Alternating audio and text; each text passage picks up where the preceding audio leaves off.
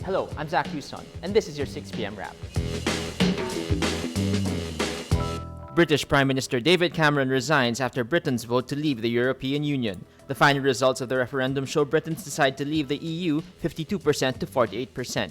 Cameron promises to steady the ship over the next months and did not give a precise timetable for his departure, but he says a new leader should be installed by early October.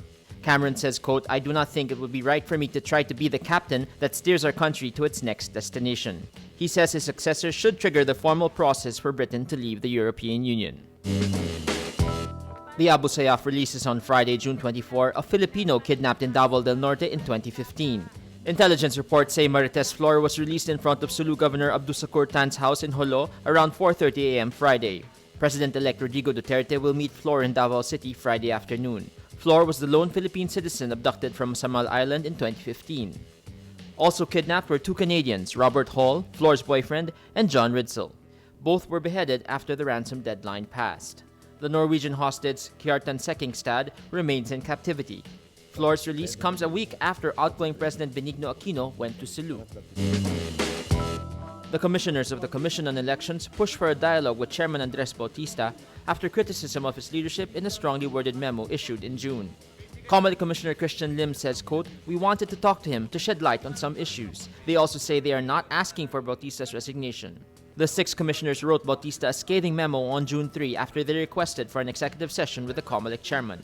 The memo raised a wide range of issues, including the delayed payment of teachers who served as Board of Election inspectors during the May 9 polls. A strike by staff of Taiwan's largest carrier, China Airlines, leaves 20,000 passengers stranded Friday, June 24.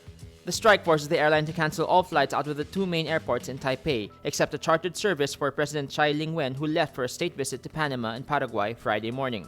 Hundreds of flight attendants staged a sit-in outside the firm's headquarters in Taipei overnight to protest a new requirement that they have to work in Taoyuan on the outskirts of Taipei rather than in downtown Songshan.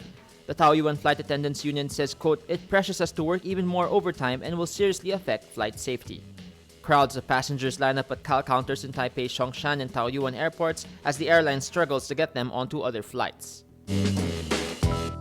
A piece of aircraft debris found off the coast of Tanzania could be from the missing Malaysia Airlines flight MH370. The debris is the latest in a string of pieces being examined for links to the aircraft lost more than 2 years ago with 239 people on board. The final location of MH370 was never found despite an extensive search. It was en route from Kuala Lumpur to Beijing when it vanished in March 2014. And that was your 6 p.m. wrap. Watch our updates daily at 12 noon and 6 p.m. I'm Zach Huson. Remember, tomorrow begins today.